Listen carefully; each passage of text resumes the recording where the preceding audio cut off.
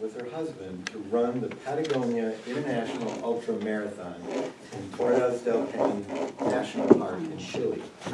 Although she has run ultras more than once, this was her first ultra marathon in a foreign country, competing with all the great DNA of runners from South America and South Africa. Hay obviously prepared well for her race because in a time of 4 hours and 51 minutes, she was the winner of her age group. Hey, please come forward to accept your award.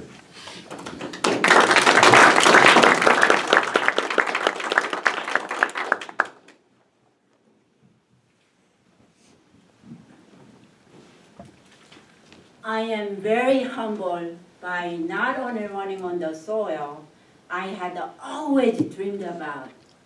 Winning my age group, I did not expect to win my first marathon.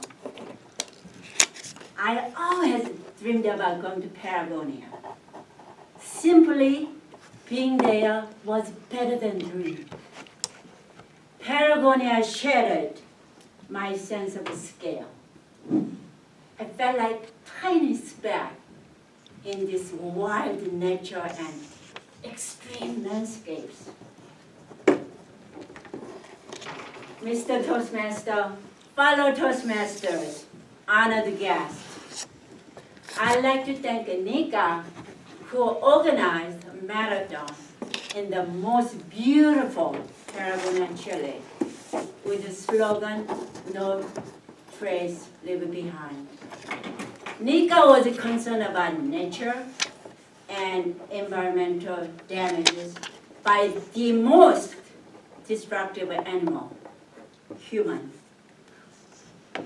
They didn't limit the number of people who could participate in the race, which was an excellent example of minimizing environmental damage. Every detail of the event was well organized. The race started on time. People ask me, do you run all the time? When did you start running? My running story is a very sad one.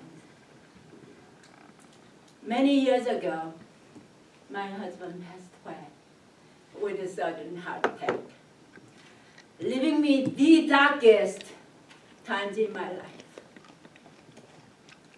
Some days, when I'm driving home from work, my eyes fill with tears. I couldn't see the road. I had to pull over the side and clear off my tears and get back on the road again.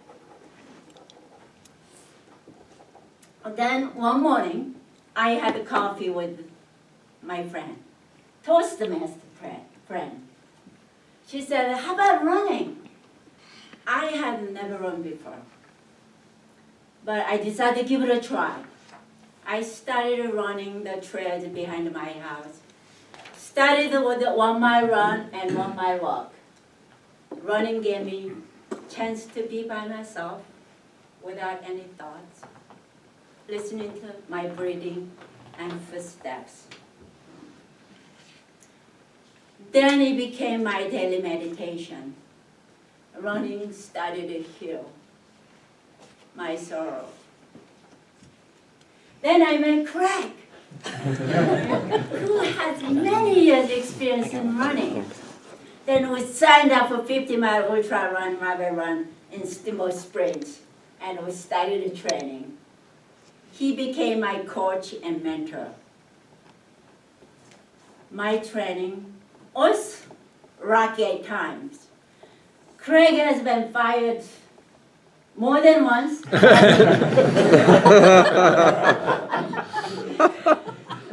Once coaching hot summer day, we training for 50-mile run. And plan was to run up to the Pikes Peak and come down. After 9 hours of grueling training, at the end of the trail, I was dehydrated and exhausted. I turned to Craig. Craig, you're fired. I no longer wish to have a coach. Another instant, we were training on the Long Ranch Road, on the Papa Bear Hill. Road was slick as ice. I could not control my speed. And I slid down the Papa Bear Hill with 2 hands and 2 knees. It was a bloody day. Once again, I turned to my coach. I'll never run again. Running is too dangerous. Miraculously, my hands, knees, all healed. So did my running spirit. Last year, we ran 56K, South Africa. This year was another continent we were about to conquer, South America. But this was different.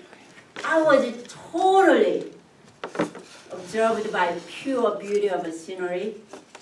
I didn't realize I was even in the marathon. The course was tough. Hills was coming at me, one after another. When I crossed the finish line with 4 hours and 51 minutes and 24 seconds, I realized I set the record 3 minutes faster than last year's winner. I could not believe.